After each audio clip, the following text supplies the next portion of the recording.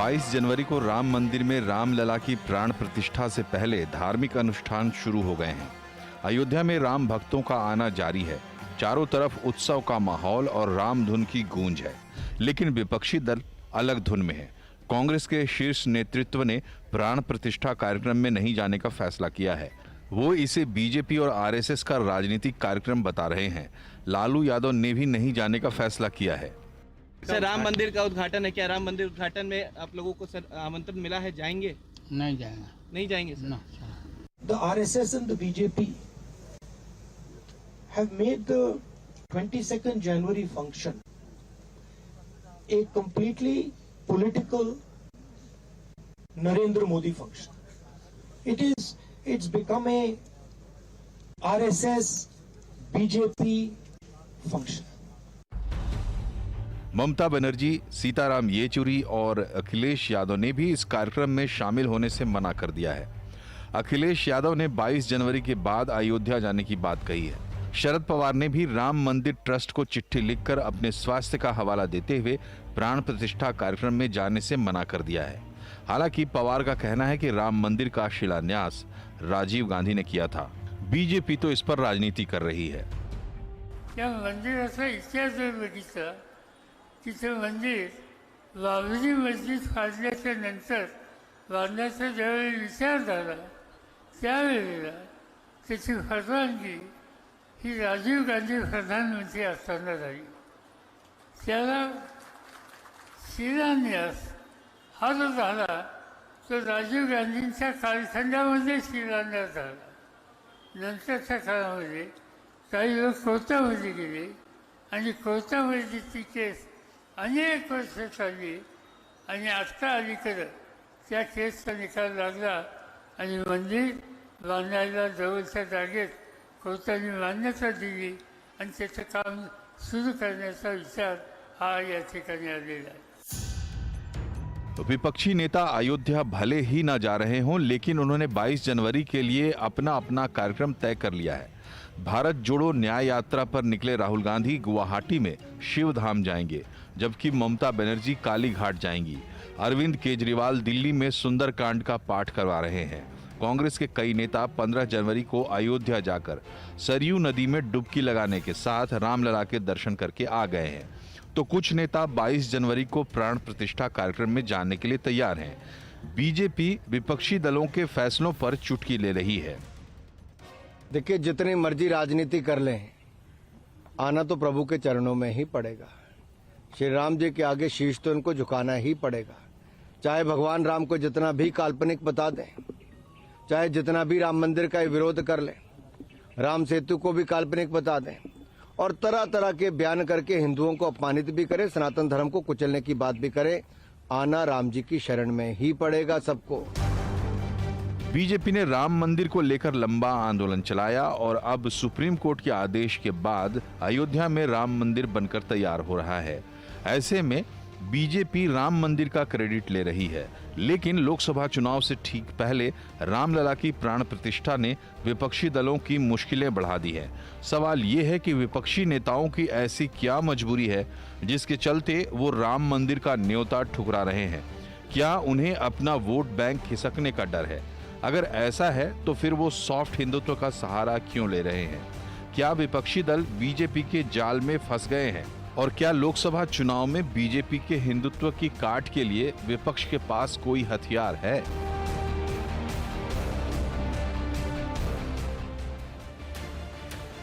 नमस्कार, आप देख रहे हैं आवाज अड्डा और आपके साथ मैं हूं मनोज श्रीवास्तव। और आज हम बात करेंगे राम मंदिर को लेकर चल रही हार्डकोर राजनीति की। लेकिन समस्या ये है कि राम इस देश के सबसे सॉफ्ट कोर मुद्दों में से एक है, जिन पर धर्म की सीमा तोड़कर भी लोग सॉफ्ट हो जाते हैं, मुलायम हो जाते हैं। तो सवाल ये है कि चुनावी साल में जहां राजनीति लोगों की भावनाओं से जुड़कर चलती है, वहां एक ऐसा काम हो रहा है इस वक्त देश में जिसके साथ सबकी भावनाएं जुड़ी हैं।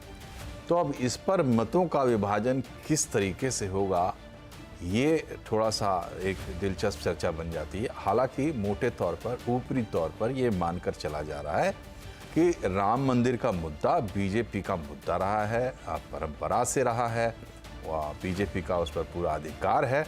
तो जो लाभ हानि जो आनी है वो बीजेपी के हिस्से ज़्यादा आएगी, बाकी लोगों के हिस्से कम आएगी। तो इस तरीके से आप सोचिए कि बीजेपी जो मूव्स कर रही है राम मंदिर को लेकर, सबसे ज़्यादा स्टेक पर या सबसे ज़्यादा दाव पर बीजेपी का ही है। नफ़ा नुकसान दोनों हो सकता है। विपक्ष परोक्ष रूप से पहले भी इस मुद्दे को एड्रेस करते रहा है और अब भी कर रहा है। तो सवाल ये है कि आज विपक्ष जिस तरीके से पहले फ्लिप फ्लॉप करता दिखाई दिया और अब ऐसा लगता है जैसे मोटे तौर पर बड़े बड़े जो दल हैं वो एक पेज पर आ रहे हैं। 22 को नहीं जाएंगे, बाद में जाएंगे। राम से दिक्कत नहीं है, लेकिन जो इवेंट हो रहा है वो बीजेपी और आरएसएस का इवेंट है, इसलिए इससे हम दूरी बनाते हैं। साथ ही सारे नेता कोशिश करेंगे कि 22 तारीख को उनकी तस्वीरें आएँ कहीं ना कहीं देवताओं के पास, किसी न किसी मंदिर में। ये सब कुछ क्या है समझने की कोशिश करेंगे और चर्चा में हमारा साथ देंगे वरिष्ठ पत्रकार सतीश के सिंह हमारे साथ है, वरिष्ठ पत्रकार संजय सिंह हमारे साथ हैं, वरिष्ठ पत्रकार प्रेम कुमार जी हैं, राजनीतिक विश्लेषक सौरभ दुबे हैं और राजनीतिक विश्लेषक राहुल लाल हैं हमारे साथ। तो हमारे बीच में वरिष्ठ तो सतीश के सिंह जी ही हैं और पूरा आंदोलन जब से हो रहा है तब से तो कम से कम पत्रकारिता कर रहे हैं। तो बताइए सर, आपको क्या लगता है विपक्ष जिस तरीके से जो पैंतरा ले रहा है इस चुनावी साल में राम मंदिर पर, उसको कैसे डिसाइफर कर रहे हैं, क्या देख रहे हैं उसमें आप? देखिए, राम तो सबके हैं, इसमें तो कोई दो राय नहीं है। अयोध्या के राम को भारतीय जनता पार्टी ने पेटेंट करा लिया अपने नाम से। तो इसका बस भेद यही है। और जिस तरह से हिंदुइज्म का अब पर्यायवाची हिंदुत्व हो गया, तो उसका भी सेहरा भाजपा के नाम है। इस मुकाम पे तो भारत की राजनीति पहुंचा दी गई कि जहां बाकी दलों के लोगों को भी 22 तारीख को ही अलग अलग जगहों में अयोध्या न जाने के बावजूद भी मंदिरों में या कुछ और करना पड़ रहा है। तो ये है बात। अब सवाल ये है कि जिस मुद्दे को लेकर ही भारतीय जनता पार्टी 200 से लेकर 300 तक पहुंच गई, तो वो तो उसको छोड़ेगी नहीं। और आप देखिए ना, 22 और 24 का कनेक्शन देखिए, जनवरी 22 2024 और चुनाव 2024 22-24। ये 22-24 का जो उलझन है या इस तरह का जो विषाद है कि भाई 22 जनवरी को ही ये प्राण प्रतिष्ठा रखी गई। रखने वाले वो बीजेपी के नहीं है, लेकिन वो बीजेपी से संबंध, हिंदू परिषद से संबंध है, सनातनी है, साधु हैं, सब है। और तो जब 22 तारीख को रखा गया है, मुहूर्त क्या है ये मालूम नहीं, और तो शंकराचार्यों की भी कई लोगों की बात, कई शंकराचार्यों की आई है, लेकिन ये जब राजनैतिक इवेंट है ही, इसमें कहीं से दो राय नहीं है कि राजनैतिक इवेंट नहीं, तो फिर अब विपक्ष ने ये सोचा होगा कि भाई जाएंगे तो ये थोड़ा सा हम लोगों के वो हो जाएगा, खिलाफ हो जाएगा या क्या हो जाएगा, पता नहीं उनकी सोच क्या है। अगर विपक्ष में रहता तो मैं जाता जरूर और अपनी बात अयोध्या से कहता। भाई कांग्रेस पार्टी को पता नहीं क्या गुरेज है कि भाई राजीव गांधी ने शिलान्यास कराया था, तो कोर्ट का ऑर्डर है, तो शिलान्यास जिसने कराया वो अपने सर पे सेहरा बांधने के लिए तैयार ही नहीं। और लेकिन वो गुवाहाटी में आपने ही बताया कि शिव मंदिर जाएंगे राहुल गांधी जी। देखिए, बात ये है कि एक आइडियोलॉजी की लड़ाई है आइडिया ऑफ इंडिया वर्सेस आप कहें कि हिंदुत्व भारत, उसकी लड़ाई है। और हम जानते हैं कि सब लोग जानते हैं कि 80% वोट तो भाई निश्चित रूप से हिंदुओं का है। 80-20 की राजनीति भी होती है, तो इसलिए प्रॉक्सी सॉफ्ट हिंदुत्व जो है एक नया लहर बना रहा है ऑपोजिशन, लेकिन बहुत उसमें उतार चढ़ाव रहा है। आज से नहीं, कितने मतलब आप समझिए स्टैंड पॉइंट बदले हैं, कहां से कहां हम लोग पहुंचे हैं। तो वो उसमें ये है कि सब लोग उसमें अलग थलग नहीं पढ़ना चाहते हैं, लेकिन सिर्फ वहां न आने के नाम पर ही भारतीय जनता पार्टी इसको पूरा एक आंदोलन बनाएगी, मुहिम चलाएगी, लोगों में ये कहेगी कि देखिए इनका क्या है। अब इनके पास क्या है कि इनके राम भी है, हमारे राम भी है, तो हम अपने वाले राम का अपने नैरेटिव जनता के बीच में क्या क्या पहुंचाएगा। ये लोगों ने तो पहुंचा दिया, प्राण प्रतिष्ठा भी करा रहे, उनके सहरा है। तो ये मोटी बात ये है कि भारतीय जनता पार्टी राजनीतिक रूप से, मैं नहीं मानता, सुनिए एक चीज और भी, कि ये जो राम आराध्य या रिलीजन के हिसाब से, धर्म के हिसाब से या धार्मिकता के हिसाब से अयोध्या वो एक पहले से ही रहा है। राम की पूजा सब जगह होती थी, पहले से होती, वो कोई बात नहीं है। लेकिन जो हिंदू कंसोलिडेशन की बात, वो भारतीय जनता पार्टी का मुकाम लगता है और उसमें लगातार निरंतर सफल होते जा रहे हैं। और इसमें जो है विपक्ष की पार्टियां जो है उलझ जाती है, उनको समझ में नहीं आता है कि क्या जवाब दे, कैसे जवाब दे। अगर उनको करना ही था तो हिंदुत्व के बनाम अपने हिंदुइज्म का वो उस तरह से नैरेटिव खड़ा करके लोगों तक पहुंचते, लेकिन वहां की स्थिति बनी रहती है, विरोधाभास रहता है, बहुत तरह की उनके उलझन बने रहते। जी, तो जो आपने कहा उसमें एक बात थोड़ी सी नोटिस की मैंने, और वो थोड़ा उलझता हुआ भी मामला लगता है कि जैसे आइडिया ऑफ इंडिया और हिंदुत्व भारत, इन दोनों के बीच में आइडियोलॉजिकल लड़ाई अभी भी आप देख रहे हैं। तो ये आइडियोलॉजिकल लड़ाई, आइडिया ऑफ इंडिया को फिर हिंदुत्व में घुस के कुछ करना पड़ रहा है, सॉफ्ट हिंदुत्व जैसा कुछ करना पड़ रहा है, ये अपने आप में कॉन्ट्रडिक्शन नहीं? अगर आप मानते हैं कि इंडिया एक सेकुलर कंट्री है और जो सेकुलर क्रेडेंशियल्स हैं हमारे, उसके लिए आप लड़ रहे हैं, आइडिया ऑफ इंडिया के लिए लड़ रहे हैं, तो फिर आपको कमजोर भी नहीं पड़ना चाहिए। देखिए, ये बात सही है। जब राहुल गांधी ने अपनी ये वाली यात्रा शुरू की, भारत जोड़ो न्याय यात्रा, तो ये कहा गया कि भाई मतलब ये प्रोपेगेंडा भी हुआ, ये पब्लिसिटी भी हुई और ये आरोप भी लगाए गए कि भाई अभी इन्होंने क्यों शुरू, जब ये प्राण प्रतिष्ठा अयोध्या में होने वाला। बात ये है कि देखिए, आइडिया ऑफ इंडिया की जो आइडियोलॉजी है, वो भाई वो किसी मतलब पूजा अर्चना से वो विरोधी नहीं है, उसका विरोधी नहीं है। लेकिन जो एक धारा इस देश में चल रही है हिंदुत्व का, हिंदू कंसोलिडेशन का, उसके बनाम ये आइडिया ऑफ इंडिया का, मैं नहीं जानता कि इसमें अब तक तो लगता है कि हिंदुत्व सफल हो रहा है। आपसे एक सीधा सवाल आपसे हम पूछ रहे हैं, क्योंकि आपने जो बात की तो जरूर आप कुछ उसका एक आइडिया लेके आपके पास होगा। आइडिया ऑफ इंडिया में राम मंदिर जो हम इस वक्त होता हुआ देख रहे हैं, 22 को जो होगा और पूरी जो प्रक्रिया, उसकी जगह ठीक या उस आइडिया ऑफ इंडिया में, या जैसा बीजेपी कह रही है कि वो idea of India by default genesis में राम मंदिर के खिलाफ था? देखिए, मैंने कहा ना कि बहुत उलट पलट हुआ है, लेकिन आइडिया ऑफ इंडिया में जो एक बात है, जो ये लोग कोशिश करते हैं दबे जुबान में कहने का, कि सर्वधर्म समभाव और राजनीति में रिलीजन का स्थान नहीं होना चाहिए।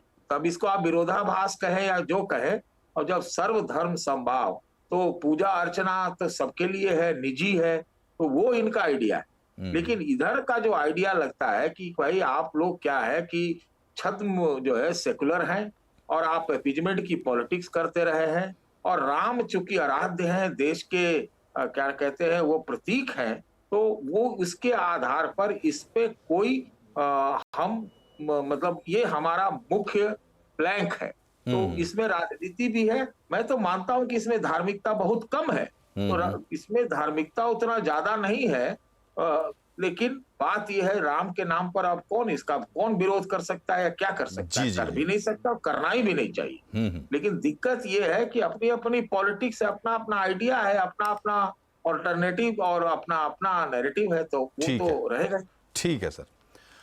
संजय जी, आपसे इस बात को थोड़ा आगे बढ़ाते हुए राय चाहिए कि जो हमारी ट्रेडिशनल पॉलिटिक्स रही है, उसको अभी हम आइडिया ऑफ इंडिया का नाम दें या राहुल गांधी का दिया हुआ नाम है, लेकिन जो एक पॉलिटिक्स रही है जिसके ऊपर उंगली उठाकर बीजेपी ने अपनी जगह बनाई, जिसका वैलिडेशन मिला, चाहे आप उदाहरण के लिए साहबानों का एग्जाम्पल देते हैं लोग कि वहाँ से बहुत चीज़ें बदली, तो जिस स्थिति में आज बीजेपी है, अब 400 प्लस का नारा है, राम मंदिर का निर्माण हो रहा है, किस तरीके का इफोरिया पूरे देश में क्रिएट हुआ है, ये सभी लोग देख रहे हैं, सत्ता पक्ष विपक्ष सब लोग देख रहे हैं। क्या वापस उस दौर की राजनीति के लिए अब गुंजाइश बची नहीं है? आपको कहीं ना कहीं हिंदुत्व, चाहे आप हिंदुत्व कहें, हिंदू धर्म कहें, राम कहें, उसमें डुबकी आपको लगाना ही है। और चूंकि आप पहले से खुलकर उसमें कुछ करते नहीं रहे हैं, तो अब आपको हिचकिचाहट हो रही है। ये कुछ विरोधाभास, द्वंद्व दिख रहा है क्या विपक्ष में? देखिए, पहला तो मनोज जी मेरा ये है कि ये आइडिया ऑफ इंडिया जो है ये बड़ा ही डिस्टॉर्टेड तरीके से पेश किया जा रहा है। सतीश जी की मैं सारी बात से सहमत हूँ, इस पे थोड़ा सा मेरा रिजर्वेशन है। हमारे बड़े पुराने मित्र हैं और वो भी इस तरह से कि ये आइडिया ऑफ इंडिया का आपने एक डिस्टॉर्शन वो कर दिया जिसमें कि आप एंटी हिंदू हैं। किसी भी हिंदू प्रतीक चिन्ह या भारतीय समाज संस्कृति की अगर आप बात करते हैं तो आप आइडिया ऑफ इंडिया के खिलाफ हैं। अगर आप उनके किसी भी तरह का हर बात में बोले गंगा जमुनी तहजीब, पहले तो मुझे ये नहीं समझ में आता कि गंगा जमुनी तहजीब आप हिंदू मुस्लिम के बारे में करते हैं तो कौन सा हिंदू है और कौन सा मुस्लिम है, मुझे उस पर भी समझ में नहीं आता। दूसरा चीज है कि ये आइडिया ऑफ इंडिया अगर राहुल गांधी जी जिसका बार बार या जितने विदेशों में जितने कन्वेंशन होते हैं हिंदू फोबिक, उसमें आइडिया ऑफ इंडिया कहा जाता है कि वो नष्ट हो रहा है, डेमोक्रेसी भी नष्ट हो रही है और आइडिया ऑफ इंडिया भी नष्ट हो रहा है। तो ये जो है लेफ्ट लिबरल्स का, और इसी के प्रतिकार में बीजेपी का जो स्वरूप बना, मतलब जनसंघ तो काफी पहले से है, उसके बाद कई बार ये होता है कि लोगों के अंदर एक रिजेंटमेंट होता है, उसको चैनलाइज करने वाला एक व्यक्ति सामने जब खड़ा होता है, जैसे मान लीजिए 75 में के बाद 77 में जयप्रकाश नारायण आए और उन्होंने चैनलाइज किया वो जनता की आवाज को एक बड़े पार्टी के रूप में, और वहां से सत्ता बदली। उसके बाद मान लीजिए वाजपेयी जी का काल आया, उसके बाद नरेंद्र मोदी आए जो हिंदुत्व को पर्सोनिफाई करते हैं। वो बात हर समय डेवलपमेंट की करते हैं, लेकिन नरेंद्र मोदी का व्यक्तित्व जो है वो हिंदुत्व को पर्सोनिफाई करता है। अब हिंदुइज्म का हिंदुत्व मतलब वो सुप्रीम कोर्ट का भी एक है कि ये वे ऑफ लाइफ है। तो अगर आप इस पे जाएंगे, मतलब ये लोग जो भी वो कहते रहे, जनता उसको खारिज कर देती है। क्योंकि ये जब से मुद्दा चला राम मंदिर का, इसको थोड़ा सा परिप्रेक्ष्य में जाए, क्यों कांग्रेस को इस पे समस्या होती है, या शरद पवार का आप सुना रहे थे कि उन्होंने ही, राजीव गांधी ने शिलान्यास करवाया। जिस समय राम जी का जिसे कोट अनकोट प्रकटीकरण कहते हैं वो 1949 में, उस समय प्रधानमंत्री नेहरू जी काफी नाराज थे। नेहरू जी ने वहां के नायर को कहा, वहां तमाम संदेशे भिजवाए गोविंद बल्लभ पंत को कि मूर्ति को हटा दिया जाए और ये कर दिया जाए, पहले वाली चीज को रेस्टोर किया जाए। एक व्यक्ति अगर वहां खड़ा रहा तो उस समय वहां के डिस्ट्रिक्ट मजिस्ट्रेट, फैजाबाद के डिस्ट्रिक्ट मजिस्ट्रेट थे, तो नेहरू की पोजीशन थी। सोमनाथ पे नेहरू जी की पोजीशन क्लियर थी। बीच में आप जितना भी चीज है सेकुलरिज्म के नाम पे आप हिंदू सिविल कोड को कॉडिफाई कर दीजिए, उनमें जो उनकी सांस्कृतिक धरोहर में जो चीज नहीं है उन चीजों को लेकर के आइए, माइनॉरिटी कमीशन कर दीजिए, वक्फ बोर्ड बना दीजिए, उनके इंस्टीट्यूशंस को अलग कर दीजिए, तमाम चीजें होती रही। ये उस समय एक ही पार्टी कांग्रेस थी और गांधी जी की बात पे मतलब वो चलता रहा। वहां से आप आगे आएंगे तो राजीव गांधी ने वो जो शिलान्यास की बात कही जाती है वो क्यों किया? उन्होंने इसलिए किया कि पहले साहबानों का केस आया सुप्रीम कोर्ट में, और ये अकेला शायद आज तक का इंसिडेंट होगा कि किसी धार्मिक विषय पे जिस पे सुप्रीम कोर्ट ने एक निर्णय लिया, कांग्रेस मतलब राजीव गांधी ने उसको पलट दिया अपने उसमें, चूंकि उनका प्रचंड बहुमत था 403 का। जब उनको लगा कि अब हिंदू इस पे वो रिटेलिएट कर रहे हैं कि हमारे लिए ऐसा व्यवहार और उनके लिए ऐसा व्यवहार, तो उन्होंने ये शिलान्यास का कार्यक्रम वो चलाया। वो कोर्ट के डायरेक्शन के तहत था, वो भी कोर्ट का डायरेक्शन के तहत था। उन्होंने अगला चुनाव जो लड़ा उसकी शुरुआत उन्होंने अयोध्या से की। ये भले ही अलग बात है कि वो राम मंदिर की तरफ नहीं गए थे, जो उस समय का मेकशिफ्ट वो था। तो राम जी तो इतने समय वो टूटा हुआ टेंट और बाकी चीजें, मैं कई बार अयोध्या गया हूँ, तो उस समय कभी कांग्रेस को वो नहीं आया। अब मुश्किल ये होती कि आपने प्रतिकार करना शुरू कर दिया, और आप देख रहे हैं चारों तरफ जनमानस में जो उल्लास है देश भर में और बाहर भी जो भारतीय रह रहे हैं, तो इनको लगा कि ये 24 का चुनाव तो ऐसे ही गया, मतलब कहीं नहीं सकते। तो मैं भी हूँ यहाँ, कोई कह रहा है कि अब कांग्रेस कह रही कि गुजरात में जो पुराने तिरस्कृत मंदिर हैं हम उनका जाकर के साफ सफाई करेंगे। राहुल गांधी कल ही कह रहे हैं कि धर्म से मतलब नहीं, पहले कई बार वो कह चुके हैं, अब वो जाएंगे वहां असम में। ममता बनर्जी वो कोई काली मंदिर से शुरू करेंगे और फिर सर्वधर्म समभाव करेंगे। अरविंद केजरीवाल इधर कुछ कर रहे हैं। बाकी ये है कि जिस समय ये चीजें खड़ी हुई, अयोध्या एक सिंपल चीज नहीं है, हमारे संस्कृति हमारे सभ्यता का एक प्रतीक चिन्ह है, हमारे लिए बहुत बड़ी चीज है। और अयोध्या का जिस तरह से पुनर्निर्माण हो रहा है, ट्रेडिशन और मॉडर्निटी का जो मिक्सचर हो रहा है, और अयोध्या आने वाले समय में मान लीजिएगा कि भारत का गौरव भी बढ़ाएगा। और देश का पहले किसी महिला ने वहां कहा था कि हमारी जो आध्यात्मिक वो राजधानी होनी चाहिए, वो अपने आप ही वो आध्यात्मिक राजधानी के रूप में कन्वर्ट हो जाएगा। तो इसलिए मुश्किल इस समय में ये है लोगों की कि मंदिर कब बनाओगे, ये सवाल तुम तारीख कब बताओगे, तारीख नहीं बताएंगे, वो जब आप करते हैं तो पॉलिटिकल नहीं है, इशू आप बनाते हैं। तो जो लेकर के आया है, जो उसके लिए लड़ा है पूरा का पूरा, उसके पहले संघ परिवार का आंदोलन था, 1979 से बीजेपी का आंदोलन था, तो क्यों नहीं उसको वैसे करेगी। और उसको देखिए भी ये है प्रधानमंत्री मोदी की, तो उन्होंने देशव्यापी एक जन आंदोलन बना दिया है 22 जनवरी प्राण प्रतिष्ठा के कार्यक्रम को, जो आगे भी जी। तो बीजेपी की तो जो पूरी तैयारी है, जो अपेरेंटली आप देख सकते हैं साफ साफ, वो 2024 के चुनाव तक इस यूफोरिया को खींच कर लेकर जाना है। कोई भी इवेंट अब तक जब से मोदी जी राजनीतिक पटल पर आए हैं तब से लेके आज तक मोदी जी का कोई भी इवेंट ऐसे नहीं हुआ कि अनप्लान्ड या बिल्कुल पूरी प्लानिंग के साथ उसको ही करते हैं। दूसरी चीज़ है कि ये धार्मिक मामला है, भावनाओं से जुड़ा हुआ मामला है, और ये हम सब जानते हैं। हर त्यौहार पे हम देखते हैं कि भावनाएं, धार्मिक भावनाएं शेयर करने की चीज़ है, ग्रुप बिलोंगिंग हमारी बढ़ती है। हम सब चाहते हैं कि दिवाली मनाए तो साथ में मनाए, दशहरा मनाए साथ में मनाए, तो 22 जनवरी को लोग साथ में मिलकर मनाना चाहते हैं। इसको फैसिलिटेट कर रही है बीजेपी या वो पूरा इकोसिस्टम। 400 प्लस सीट का टारगेट है, और ऐसे में हम ये बातचीत कर रहे हैं समझने के लिए विपक्ष का जो पूरा स्टैंड है उसको।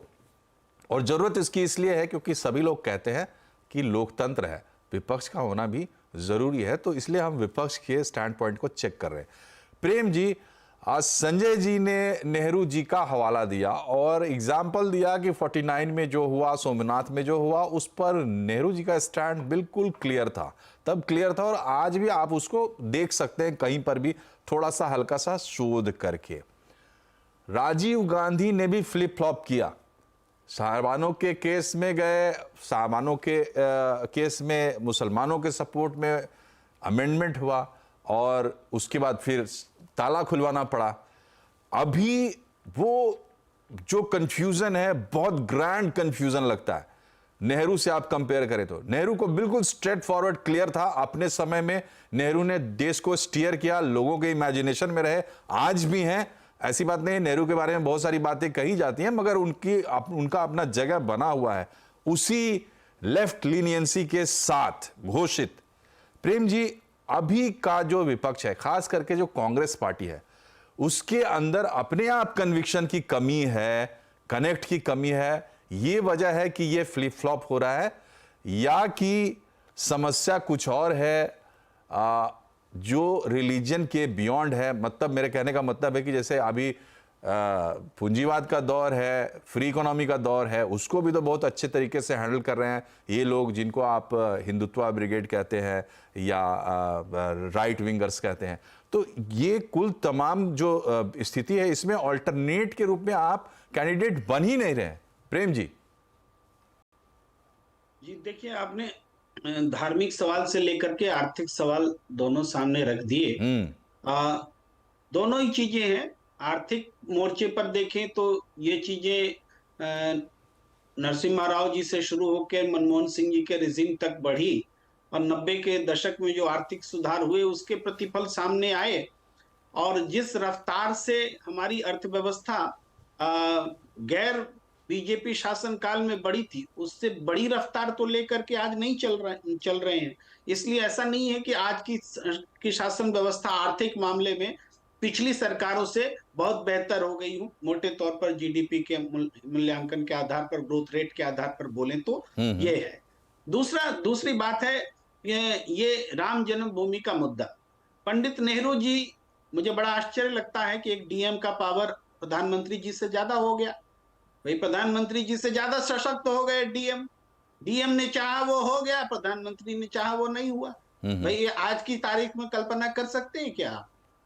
लेकिन चलिए, ये भी हम पंडित नेहरू जी की उदारता ही देखते हैं कि भाई डीएम पावरफुल था और प्रधानमंत्री पावरफुल नहीं था। तो अयोध्या में जो हुआ सो वो यथास्थिति रही।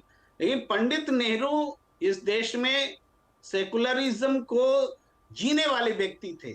सेकुलरिज्म का मतलब तटस्थता उनकी थी, संलिप्तता वाला भाव नहीं था। एक तो है कि सभी धर्मों के साथ में आप जाइए, इन्वॉल्व होइए। तो पंडित नेहरू तटस्थ वाले सेकुलरिज्म के वाहक थे। बाद में ऐसे भी सेकुलरिज्म के वाहक हुए जो इन्वॉल्वमेंट के साथ में सेकुलरिज्म है, यानी हम मजार पे भी जाएंगे, मस्जिद में भी जाएंगे, मंदिर में भी जाएंगे, गुरुद्वारा में भी जाएंगे। अब पंडित नेहरू कहीं नहीं जाएंगे वाले तटस्थ थे। तो दो किस्म से थी। राम मंदिर का जहां तक प्रश्न है, विशुद्ध रूप से आजादी के बाद से भी कभी कहीं भी जनसंघ ने कभी राम मंदिर का सवाल उठाया था क्या?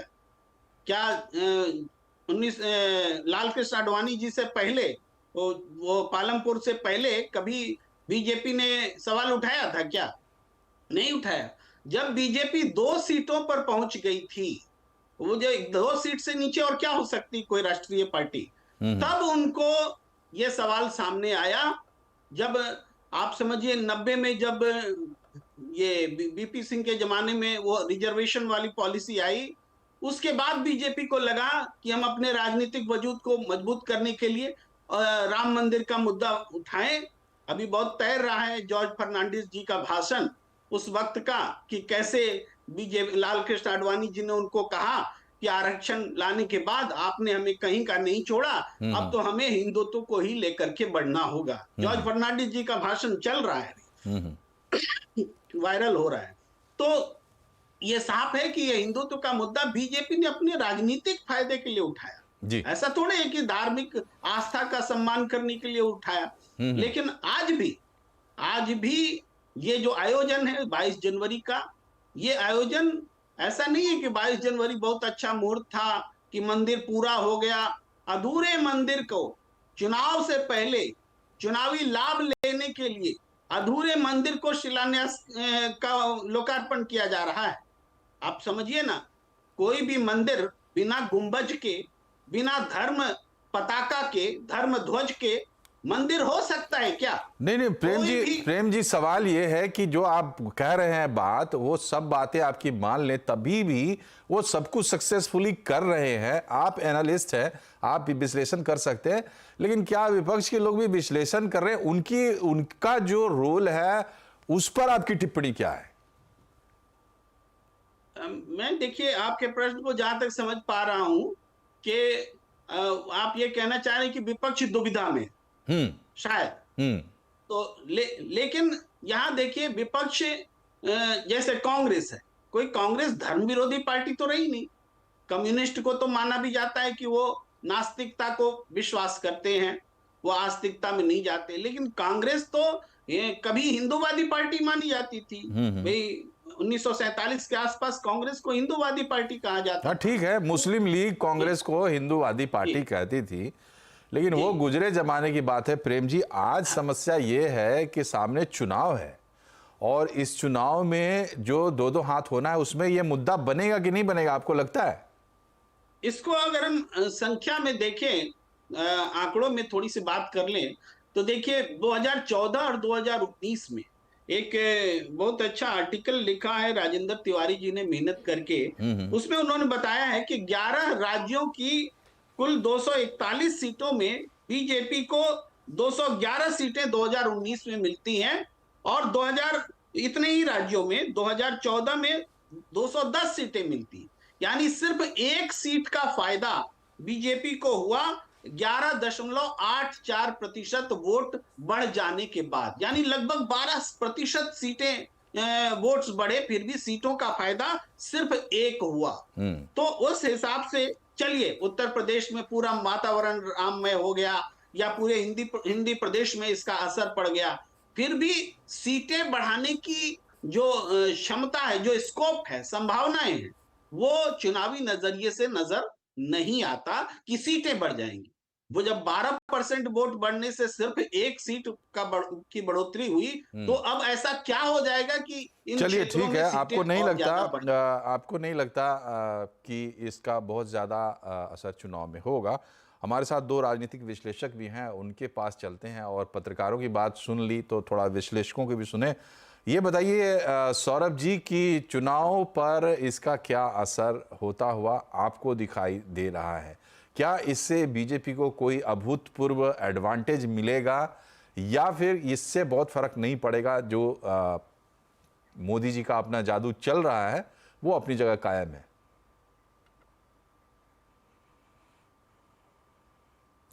नहीं, निश्चित रूप से 101% मिलेगा, बिल्कुल फायदा मिलेगा। भाई जब आप बात जनता की करेंगी, जनता से जुड़े हुए उनकी भावनाओं की करेंगे, तो जनता जिससे कनेक्ट होगी उसको वोट देगी, और वोट देगी तो राजनीतिक लाभ पार्टी को तो मिलेगा ही मिलेगा। जिस प्रकार से कुछ लोग विश्लेषण करते हैं, तो ऐसा मालूम होता है कि ये वही लोग हैं जो अपने को हिंदू की जगह सेकुलर कहलाना पसंद करने का कार्य कर रहे थे आज से 2014 से पहले। वो हिंदू तो थे, लेकिन वो बनना चाहते थे कि सेकुलर की बातें करना उनको ज्यादा पसंद थी। लेकिन अब 2014 के बाद एक माहौल बदला हुआ है। देखिए, एक उसमें एक तुलसीदास जी ने लिखा हुआ है, और एक कहावत पहले मैं सुना दूं आपको। जाको प्रभु दारुण दुख देही, ताकि मति पहले हर लें। मतलब जिसके सामने विपदा आने वाली है, उसकी मति जो है वो पहले हर लेते हैं भगवान। ये इतना भव्य आयोजन हो रहा है, पूरा विश्व जो है राममय से जो है गूंज रहा है। ऐसे वक्त पर एक पार्टी के अंदर दो फाड़ जो दिख रहा है, वो दो फाड़ किस प्रकार का दिख रहा है? एक तो बाबर की बिरादरी की जो है बिलबिलाहट दिखाई दे रही है, जो बाबर की बिरादरी के लोग हैं उनकी बिलबिलाहट स्पष्ट नजर आ रही है। और कुछ लोग वहीं पर कांग्रेस में भी होकर के वो कहते हैं नहीं, ये हमारी विचारधारा हिंदुत्व की भी है और हमको मंदिर जाने से कोई रोक नहीं सकता। प्राण प्रतिष्ठा का निमंत्रण आया है, हम इसको स्वीकार करते हैं और हम 22 तारीख को जाएंगे। जिस प्रकार से देखिए, लालू यादव जी ने स्पष्ट रूप से मना कर दिया, कांग्रेस पार्टी ने स्पष्ट रूप से लिख करके निमंत्रण को मना कर दिया, अखिलेश यादव जी ने बड़े ही सभ्य तरीके से एक पत्र लिखा और उस पत्र के अंदर लिख करके बताया कि हम 22 तारीख को तो नहीं आएंगे, लेकिन आपने हमें निमंत्रण दिया, उसके लिए शुक्रिया, हम सब परिवार आकर के। उसके बाद तो एक तरीका यह भी है निमंत्रण अस्वीकार करने का, लेकिन जिस कठोर तरीके से आपने एक तरह से जो है नकार दिया। आप एक बात बताइए, आप जब खुद स्वयं कहते हैं कि बीजेपी पे जो है राम पे जो है बीजेपी का अधिकार नहीं है, तो भाई आपकी बात तो तभी सत्य मानी जाएगी ना जब आप राम मंदिर जाएंगे, आपके लोग जाएंगे। जब आप उसको शुरू से ही नकार देंगे कि हमें जाना ही नहीं है भैया, तो आप एक बात बताइए, तो क्या राजीव गांधी जी के प्रयास को जो है वो झुठलाने की कोशिश की जा रही है? क्या नरसिम्हा राव जी के जो प्रयास था, भाई वो भी तो कांग्रेसी थे ना। इसमें सिर्फ भारतीय जनता पार्टी की तो बात नहीं हो रही है। और बहुत इतिहास में जाने की जरूरत नहीं है। जब हम इतिहास में जाते हैं तो कांग्रेस पार्टी का एक नकारात्मक हिस्सा क्यों दिखाई देता है? भाई भारतीय जनता पार्टी आने के बाद देखिए 370 खत्म करती है। राम मंदिर जो बार बार अपने घोषणा पत्र में जिक्र किया, निश्चित रूप से सुप्रीम कोर्ट के फैसले के बाद इस मंदिर का निर्माण हुआ है, लेकिन भारतीय जनता पार्टी के घोषणा पत्र में शुरू से ही रहा है। तो इसलिए वो श्रेय लेने का कार्य कर रही है, तो कोई बुरा नहीं है, लेकिन आप उसमें पीछे क्यों हट रहे हैं? लेकिन आपकी जो नकारात्मक राजनीति है उसके अंदर तो ये चीजें नहीं दिखाई देता। देखिए, एक था विक्रम और उसके ऊपर सवार हो जाता था बेताल। बेताल जो है, विक्रम कितना समझदार व्यक्ति था, लेकिन बेताल जब उसके ऊपर सवार होता था उसकी बुद्धि हर लेता था। तो जो दक्षिण भारत में लोग जाने का प्रयास कर रहे हैं, उत्तर भारत को प्रियंका गांधी ने छोड़ दिया। उत्तर प्रदेश जब ऐन वक्त चुनाव का टाइम है तब प्रियंका गांधी उन्होंने, ठीक है सौरभ जी, समय बहुत बीत गया है। थोड़ा राहुल जी का एक कमेंट राहुल जी का भी बनता है, और जो बात आपने कही उसी बात को आगे बढ़ाते हुए समझते हैं कि समझदारी क्या इसमें दिखाई दे रही है। विपक्ष के साइड से अगर हम देखें राहुल जी, हमने अभी तक हमें ऐसी कोई बात सुनने को नहीं मिली जिसमें विपक्ष का इनसाइट समझ में आए। हमारे दर्शक भी इंतजार कर रहे होंगे। इसमें क्या राजनीतिक सूक्ष्मता है? ये जो अभियान है बीजेपी का, ये क्या सीधा हिट करेगा और चुनाव का फैसला हो गया 22 जनवरी को? देखिए मनोज जी, कुछ समय पहले अगर हम लोग चर्चा करते, जब ये राम मंदिर का मामला इतना उभार पे नहीं था, तब तो इस पंक्तियों से मैं पूर्णतः सहमत भी हो जाता कि हाँ, राम मंदिर का निर्माण हो रहा है। भारतीय जनता पार्टी बड़े जोर शोर से लंबे अरसे से अपने घोषणा पत्र में इसका वर्णन करती रही है और अब राम मंदिर बन भी रहा है। लेकिन कहते हैं ना कि अति सर्वत्र वर्जित। जब आप किसी मामले पे, किसी चीज़ को, धर्म के मामला को बहुत ज़्यादा, जब एक सीमा से ज़्यादा राजनीतिकरण करते हैं तो उसके नुकसान भी उठाने पड़ते हैं। मान लीजिए कि 22 जनवरी को प्राण प्रतिष्ठा का कार्यक्रम हो रहा था, एक आप माननीय सुप्रीम कोर्ट के आदेश के आधार पर राम मंदिर का निर्माण हो रहा है, और वैसे स्थिति में सुप्रीम कोर्ट ने आदेश दिया कि आप एक ट्रस्ट का निर्माण कीजिए। तो फिर ये किसकी जिम्मेवारी थी कि 22 जनवरी 2024 तक में राम मंदिर का निर्माण कार्य पूरा हो जाता, लेकिन राम मंदिर का निर्माण कार्य आप पूरा नहीं कर सके। और ये सवाल कोई कांग्रेस पार्टी नहीं उठा रही है, विपक्ष नहीं उठा रहा है। इस सवाल को अगर दो बड़े बड़े शंकराचार्य लगातार, उनके तमाम देखिए बातें उनकी वायरल हो रही हैं, चाहे वो पुरी के शंकराचार्य हो अथवा जो है कि वो जोशीमठ के शंकराचार्य हो, तो अब ऐसे स्थिति में पूरे जनता के बीच में जो संदेश गया कि आनन फानन में मंदिर का निर्माण केवल 40% हुआ और उस आनन फानन में जो है केवल 2024 के चुनावों के लिए आप इसका प्रयोग कर रहे हैं। अगर मंदिर का निर्माण पूरा हो जाता तो ये मुद्दा नहीं उठता। तो ये किसकी कमी थी कि आप उसको नियत काल पे उसको पूरा नहीं कर सक रहे हैं, और फिर जब नियत काल पे आपने उसे पूरा नहीं किया है और आनन फानन में प्राण प्रतिष्ठा कर रहे हैं। चूंकि देखिए देश में 80% हिंदू रह रहे हैं, ऐसा नहीं कि मंदिर की प्राण प्रतिष्ठा का मामला पहली बार लोग अयोध्या में ही देख रहे हैं। हमारे गांव में, गली मोहल्ले, समाज में हर तरफ मंदिरों में प्राण प्रतिष्ठा होती है और उसके प्रक्रिया से लोग परिचित हैं उससे, कि हिंदू धर्म में एक तरह से मंदिर जो है वो भगवान के शरीर की तरह होता है, और उसमें जो ध्वज होता है वो भगवान के बाल की तरह होता है, और जो मंदिर का शिखर होता है वो भगवान के चेहरे की तरह होता है। तो जब भगवान का चेहरा ही नहीं बना है और वैसे स्थिति में फिर आप उसमें प्राण प्रतिष्ठा कर रहे हैं, ठीक है। ये जो बात आप जो बात कर रहे हैं, प्रेम जी ने भी इसको हाईलाइट करने की कोशिश की। पूरा कर दूं जरा। जी पूरा करिए जी। मनोज जी देखिए, मैं एक चीज ये कहूंगा कि ये तो हुआ मंदिर का मामला। मुझे लग रहा है कि कांग्रेस ने और विपक्ष ने इस मामले पे लेके जो तमाम आरोप उनके ऊपर लग रहे थे कि वो सनातन विरोधी है, दक्षिण से जो तमाम स्वर आ रहे थे, जिसके बारे में अभी सौरभ जी ने चर्चा भी की, कि एक आरोप लग रहे थे कि भाई कांग्रेस और विपक्ष सनातन विरोधी है। हमें लग रहा है पहली बार अब ये चीज स्पष्ट हो रहा है कि कांग्रेस और विपक्ष शंकराचार्य के साथ है और भारतीय जनता पार्टी और तमाम दूसरे लोग जो है कि वो दूसरे खेमे में खड़े हैं। ठीक है, यहाँ पे देखिए सनातन बढ़ता हुआ नजर आ रहा है। ठीक है संजय जी को एक मौका दिया जाए। अब डिबेट चूंकि खुल चुकी है, संजय जी, ये प्रेम जी ने भी हाईलाइट किया और ये जो बात कर रहे हैं राहुल जी, ये दोनों बातें, और इसमें एक छुपी हुई बात यह है कि भाई 80% हिंदू हैं, तो बीजेपी ये मान के चल रही कि जो लोग हमें वोट कर रहे थे उससे ज्यादा लोग इस बार वोट करें, और दूसरे लोग सोच रहे हैं कि जो बीजेपी को वोट नहीं करते हैं वो भी तो हिंदू हैं, तो उनके साथ रेजोनेट करे। क्या ये बातें जो ये कह रहे हैं कि ओवरडू कर रहे हैं धार्मिकता के मुद्दे को, ये भी देख सकते हैं हम? देखिए, 2-3 चीजें हैं मनोज जी। पहले तो अगर लगता है कि एक सिर्फ मंदिर का इशू होता तो शायद बहुत फायदा नहीं मिलता। इशू ये है कि जो डिलीवरी है ग्राउंड पे, फेयर एंड ट्रांसपेरेंट, जो लास्ट माइल डिलीवरी है, जिसमें मतलब किसी के भेदभाव के बगैर जो डिलीवरी है, मोदी की प्रामाणिकता उस डिलीवरी के कारण सबसे ज्यादा है, और उसपे जो आइसिंग है, केक के ऊपर की पूरी आइसिंग है, वो राम मंदिर है। शुरू हुआ 2019 का कार्यकाल, मतलब पहला जो उनका था कश्मीर से, और खत्म हो रहा है अयोध्या। दूसरी बात जो मतलब कह रहे हैं कि शंकराचार्य ने कहा, मुझे बड़ी खुशी होगी, कांग्रेस आज शंकराचार्य के साथ है। जो 2 शंकराचार्य साथ में हैं, एक शंकराचार्य बहुत सारी ऐसी बातें कहे हैं, वो ये भी कहे कि किसी भी मुस्लिम को इस देश में रहने का हक नहीं है, पाकिस्तान का बंटवारा इसी नाम पे हुआ था, सारे मुस्लिम को वहां भेज दिया जाए। बड़ी खुशी होगी कि अगर वो उनकी इस बात का भी समर्थन करें और कहें कि शंकराचार्य के साथ हैं। दूसरी चीज, वो शंकराचार्य मतलब बहुत सारे ओकेजन पे, अगर उनका 2019 का देखेंगे तो बनारस में वो जाकर के कैंपेन कर रहे थे, एंटी मोदी कैंपेन कर रहे थे। क्या ये शंकराचार्य का काम था?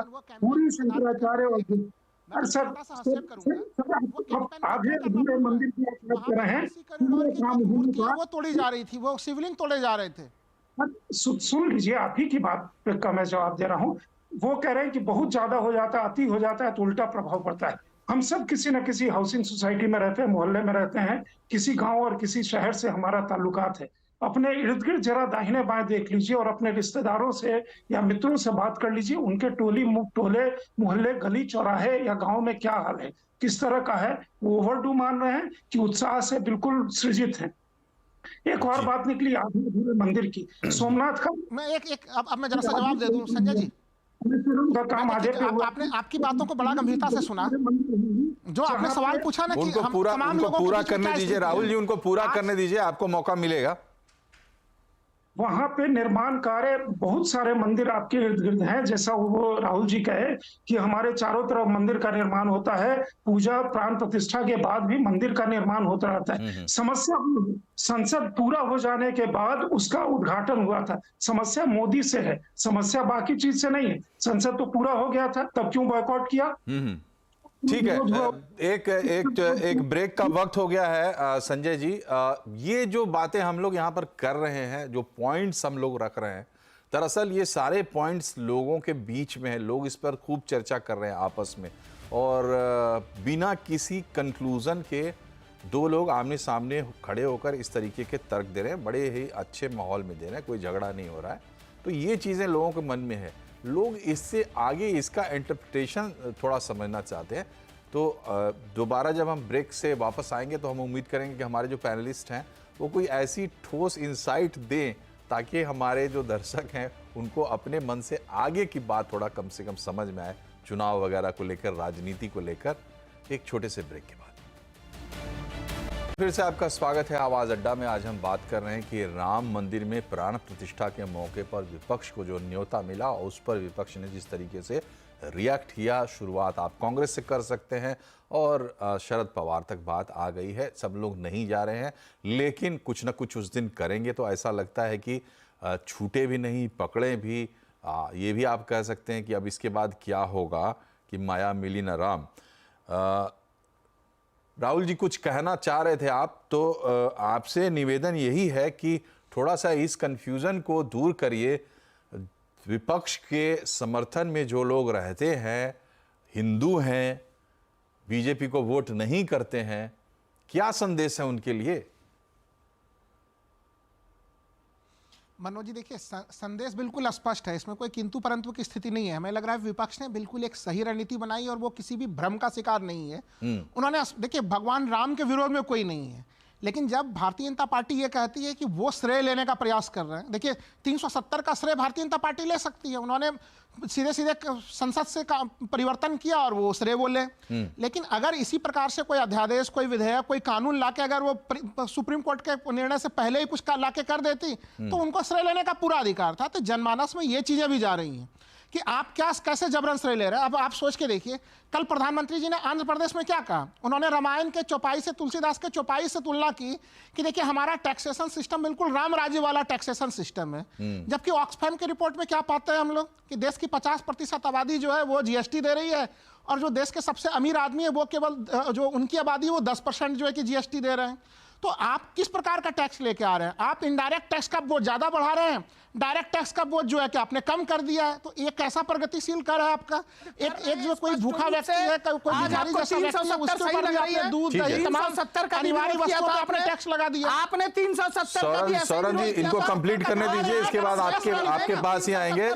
सौरभ जी इनको कंप्लीट करने दीजिए। एक लाइन और कहूंगा। हाँ, मैं केवल ये कह रहा हूं कि देखिए इसमें कंफ्यूजन जनता के बीच में क्यों बनेगा। जनता जान रही है, विपक्ष ये मैसेज पहुंचाने में बिल्कुल सक्षम रही कि ये कहीं न कहीं पूरा का पूरा एक पॉलिटिकल इवेंट किया जा रहा है। ये एक आस्था का विषय जिस रूप में बीजेपी लेके चल रही थी। ठीक है, आपका पॉइंट क्लियर हो गया। राहुल जी, आप ये कहना चाह रहे हैं कि बीजेपी जो है इसको अनड्यू क्रेडिट इसका ले रही है, और आप कह रहे हैं कि विपक्ष ने ये संदेश सक्सेसफुली दे दिया बीजेपी को डिस्क्रेडिट करने वाला, और इसको आगे भी जारी रखेंगे, जैसा कि आप टैक्स सिस्टम पे मोदी जी के बयान का हवाला दे रहे हैं।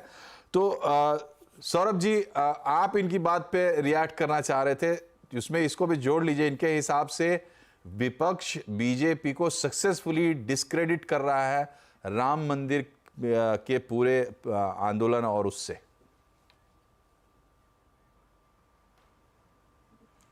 देखिए, मैं तो आपको स्पष्ट रूप से कह रहा हूं, जो लोग राम मंदिर का विरोध कर रहे हैं, हर पार्टियों में कुनबा है, ऐसा नहीं है कि पूरी पार्टी कर रही है। वो सब बाबरी बिरादरी की बौखलाहट दिखाई दे रही है, बाबरी बिरादरी के लोग हैं, उसकी विचारधारा वाले लोग।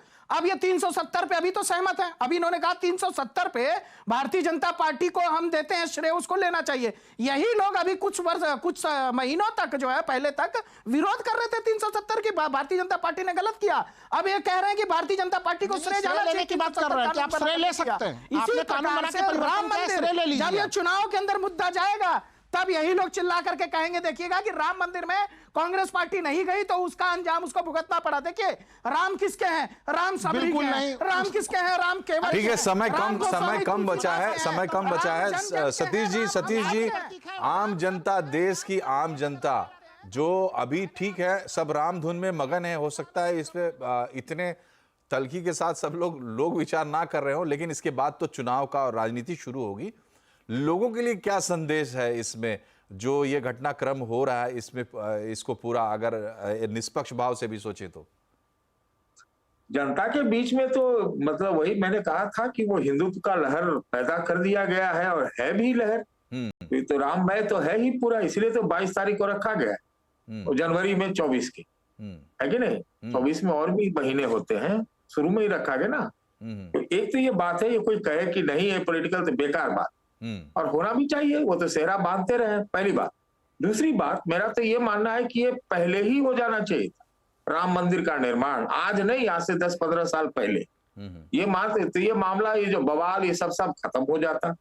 तारीख की बात आती थी तो यही लोग कहते थे कि तारीख, आस्था के सवाल पे अदालत का कोई रोल नहीं है, हमने सुना है, तो तारीख वाली बात तो उठाई जाती थी, वो भी बात है। देखिए, मैं एक बड़ी बात कहना चाहता हूं, क्या भाजपा ने फ्लिप फ्लॉप नहीं किया है क्या इस मंदिर के मुद्दे पर? किया है।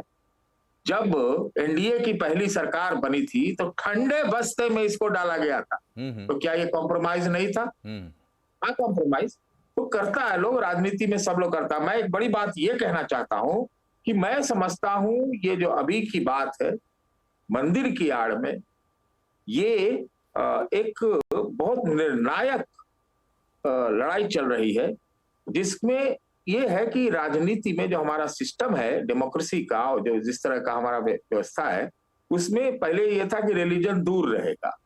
अब हमको लगता है कि रिलीजन कोर में लाने का प्रयास है, और ये मुझे लगता है आ भी जाएगा। और ये शायद सेकुलरिज्म वाले अंतिम लड़ाई लड़ तो रहे हैं, लेकिन इसको आपको इस तरह से देखना होगा। मुझे लगता है कि जो रिलीजन को कोर में रख के ये जो है, इसकी शुरुआत है, आगे और कई चीजें होंगी जो मुझे लगता है। और ये भी मुझे लगता है कि जो वेस्टर्न लिबरल डेमोक्रेटिक मतलब सिस्टम की सोच थी, वो भी आप शायद अंतिम लड़ा रही है। बाकी ये है कि मोर्चाबंदी तो संजय जी ने बहुत अच्छा किया, क्योंकि मोदी जी का विरोध तो है ही, इसमें तो कहे, तो इनको तो विपक्षियों का अधिकार है विरोध करने। ठीक है, सारे विश्लेषक घूम फिर के इस बात पर तो आते ही है कि जो विपक्ष में जो भी सुगबुगाहट है, एकता है, वो सब सेंटर्ड है मोदी विरोध के आसपास। बहरहाल हम राम मंदिर की बात कर रहे थे, और सतीश जी ने जो कहा कि संदेश निकालते निकालते कि जो धर्म को राज्य के केंद्र से बाहर रखकर जो राजनीति चलती थी, वो जमाना शायद बीत गया। प्रेम जी, क्या आप मानते हैं कि अब जो है उस तरीके की, उस तर्ज की राजनीति शायद देश में नहीं चलेगी, जिसको शुद्ध सेकुलर राजनीति कहते हैं हम लोग? देखिए मनोज जी, आउटराइट इस बात को रिजेक्ट नहीं कर सकते, ये एक कॉन्फ्लिक्ट है, एक संघर्ष है। तो अभी आस्था को सेंटर में रख करके राजनीति हो रही है, तो विपक्ष को दिक्कत भी इसीलिए हो रही है कि विपक्ष जिस हद तक विरोध करना चाहता है, वहां पर विरोध करते हुए उसको बीजेपी आस्था के खिलाफ खड़ा कर देना चाहती है या करने में कामयाब जितनी भी दूरी तक होती है। तो ये विपक्ष के सामने संकट है। लेकिन इसके साथ साथ आस्था के नाम पर जिस तरीके से सरकारी चीजों का उपयोग हो जाता है, सरकारी खजाने का उपयोग हो जाता है, बहुत सारी चीजें हैं, उस पर भी सवाल नहीं उठा पा रहा है विपक्ष, क्योंकि ऐसा उठाने पर उनको आस्था विरोधी, हिंदू विरोधी न साबित कर दिया जाए। तो इसलिए विपक्ष की रणनीति जो है वो ये है कि शंकराचार्य ने जो स्टैंड लिया है उस स्टैंड के उस बाद इनकी जुबान मजबूत हुई है और उसी स्टैंड के साथ जुड़ते हुए जो राजनीति है बीजेपी की उसको कटघरे में खड़ा किया जाए। तो ये लड़ाई जो है शंकराचार्य जी की वजह से विपक्ष में थोड़ी प्राण आई है, कुछ बोल पा रहा है, अन्यथा इस मुद्दे पर तो बोलने की स्थिति नहीं बन रही थी विपक्ष के पास। आज स्थिति बन रही है क्योंकि उनके पास में शंकराचार्य का विधि पूर्वक शास्त्रीय तरीके से। आखिरी सवाल संजय जी आपसे, ये इसको दूसरे तरीके से हालांकि कहा था एक पैनलिस्ट ने कि ओवरडू तो नहीं कर रहे, लेकिन ये एक सवाल मेरे मन में हमेशा रहता है कि जो ये पूरी लहर है हिंदुत्व की, जो भारत के सेकुलर क्रेडेंशियल्स को बिल्कुल दरकिनार करते हुए इस तरीके से उठ खड़ी हुई जैसे कि एक दबी हुई चीज थी इसी देश में, क्या ये अब कल्मिनेट नहीं करे? राम मंदिर बन गया, जो सबसे बड़ा जो एक आप कह सकते हैं कि प्रतीक या संकल्प या जो भी था इस पूरी विचारधारा का, वो बन गया। क्या अब ये फिजल आउट भी हो सकता है? मनोज जी, आपके ओपनिंग उससे थोड़ा सा मेरा विरोधाभास होगा। सेकुलर क्रेडेंशियल को दरकिनार नहीं, सेकुलर क्रेडेंशियल को मैं वही कह रहा हूं, अगर हम अपनी सभ्यता संस्कृति को भूल जाएं और उसके बाद कहें कि हम सेकुलर हैं, है ना। नेहरू जी का सेकुलरिज्म था कि अजमेर शरीफ जो मतलब वो भी, हाँ नहीं ठीक है, उसको क्रेडेंशियल्स ना कहें, उसको क्रेडेंशियल्स ना कहें, सेकुलर राजनीतिक पैटर्न जो रहा है सर, क्या है कि वो एक डिस्टॉर्टेड सेकुलरिज्म की बात, ठीक है, हमारे साथ वो जो कुछ भी था उसको तो किनारे किया, उसके आगे की बात आप बताएं। जिस तरह का इतिहास लिखा गया, जिस तरह से हमारे उस समय के शिक्षा मंत्री लगातार हुए, जिस समय से बाकी चीजें हुई, हमें जो स्कूलों में पढ़ाया गया, मतलब एक चाचा नेहरू हो गए, एक मतलब साबरमती के बिना खड़क बिना ढाल आजादी हो गई, उसके बाद पूरा नेहरू जी का लीनियज है। ये चीजें सोशल मीडिया के एज में जिस समय भारत बदल रहा है वो चीजें अब क्वेश्चन होने लगी हैं। ये नहीं है कि ये नयनतारा सहगल या रोमिला थापर या नेहरू जी ने कह दिया तो नेहरू जी अगर अजमेर शरीफ गए और लेकिन संजय जी देखिए, आप जो बात कह रहे हैं उससे इत्तेफाक रखते हुए मैं अपने सवाल को आपसे फिर से दोहरा देता हूं। आप जो फैक्ट्स बता रहे हैं ये अब बहुत ज्यादा रिपीटेटिव होने लगी है, एक ही चीज बार बार आती है, तो स्वाभाविक है कि हम सब लोग जान गए इस चीज को, जो खुलासे होने थे वो हो गए। यही मैं कह रहा हूं कि ये कल्मिनेशन का समय आ गया है, आपको ऐसा लगता है कि नहीं लगता? देखिए, आप सही बात कह रहे हैं कि ये जो राजनीति है, अब एक चीज समझ में आ गई है कि हिंदू का भी वोट है। जो भारतीय सभ्यता संस्कृति की बात नहीं करेगा वो चैलेंज होगा। इस तरह के चैलेंज, तमिलनाडु एक ऐसा स्टेट है जहां ये चीज बिल्कुल अनचैलेंज्ड दशकों से चली जा रही थी, वहां भी सनातन विरोधी बात का चैलेंज होने लगा है।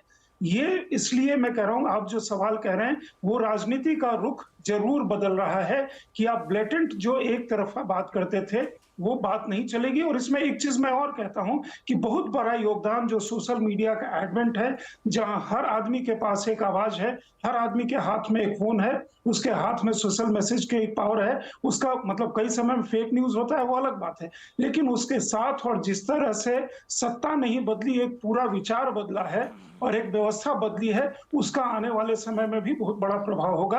अभी हम देख रहे हैं 22 के रनअप में ही हम देख रहे हैं किस तरह से लोगों का बात बदल रहा है, कैसे लोग भागे जा रहे हैं, जो आपने खुद ही जिक्र किया कि मंदिर दूसरे लोग दूसरे और जगह जाएंगे। ठीक है, तो ठीक है, जो है, एक आखिरी सवाल सौरभ जी आपके लिए, एक आखिरी सवाल, बिल्कुल 1 मिनट का समय बचा हुआ है। देखिए, ये बहुत तरह की बातें हुई हैं, मंदिर अधूरा है वगैरह वगैरह, लेकिन एक बात है कि जब मंदिर का आंदोलन चल रहा था तो लोगों से कहा जाता था कि भाई अयोध्या चलो, तो वो अयोध्या चलो का जो सिलसिला और कार सेवा का जो सिलसिला था वो बुला के लोगों को ले जाते थे। 22 तारीख को जब ये पूरा इवेंट ऑर्गेनाइज हुआ तो पहली बात ये आई कि भाई लोग आओ मत, डिस्टर्ब मत करो, 7-8 हज़ार VIPs यहाँ पे करने वाले हैं। दूसरी बात फिर ये हुई कि फला आदमी जो है उनको न्योता दिया गया है, लेकिन कहा गया आप मत आइए आडवाणी जी को, वगैरह वगैरह।